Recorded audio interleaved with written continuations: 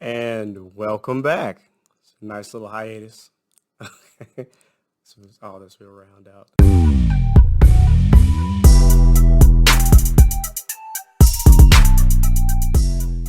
Avatar 2, James Cameron. Is it worth it? Yes. Is it long? Yes. Is the story meh? Yes. But is it amazing to look at? Yes. Okay, let's get into it. Okay, like we said, Avatar 2. Well, 2009, that's when Avatar 1 came out. And it really pushed technology ahead. The story was Dances with Wolves and every other, white savior narrative that's out there. So it's it was that. And number two kind of comes in with the same energy.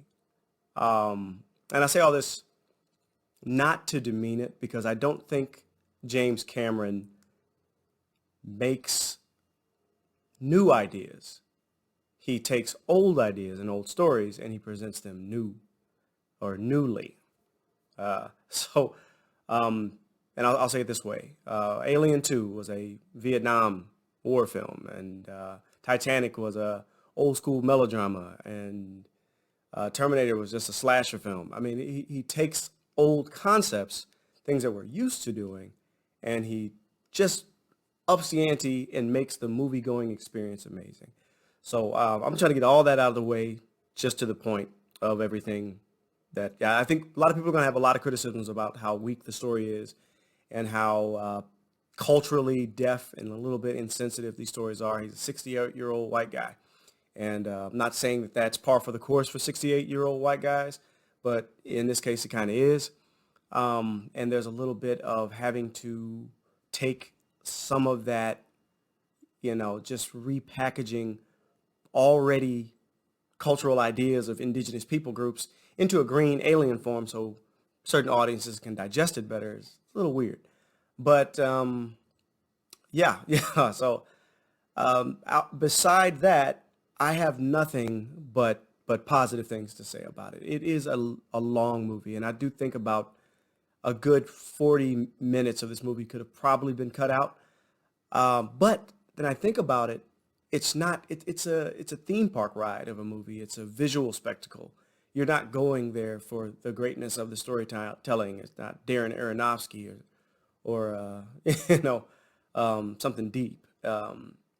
It's presenting a story the way James Cameron likes to present stories. Amazing. They are movies. It's the reason why we go to the cinema to see them.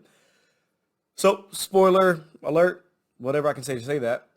This movie picks up about 13 years, 13 to 15 years after the events of the first movie, and the humans come back.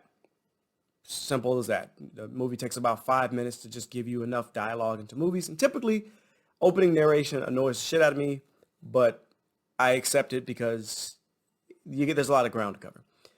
We pick back up with Jake Sully and Naturi and all of their children, and I don't know their names. I think one of them is named Tuk Tuk or Nook Nook or something like that.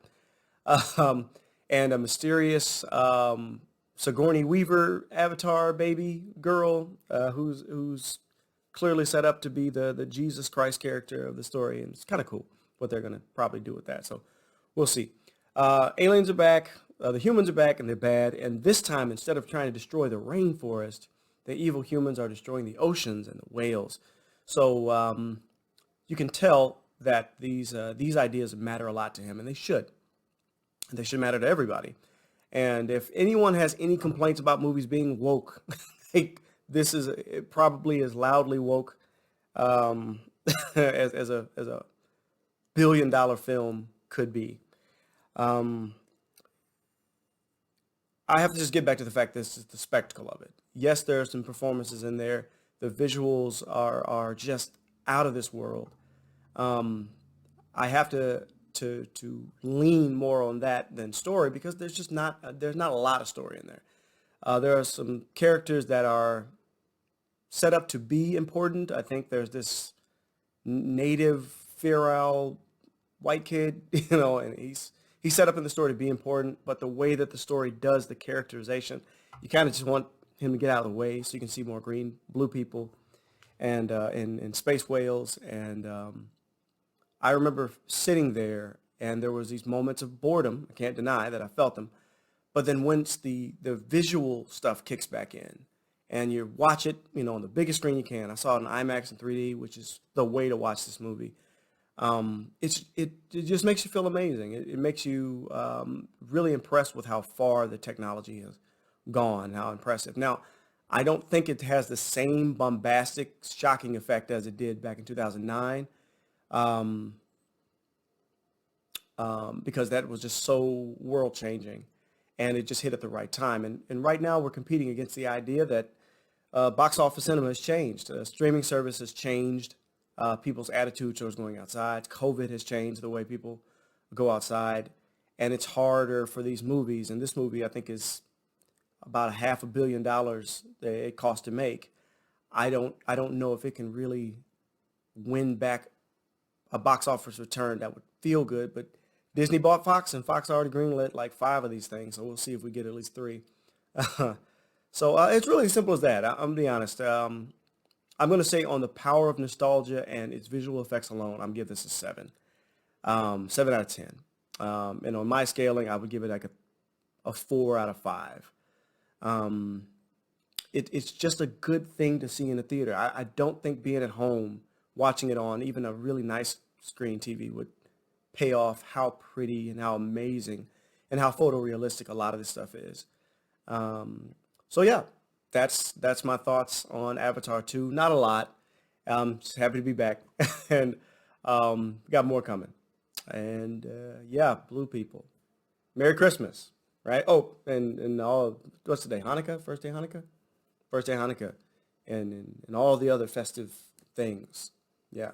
So, all right then, be easy.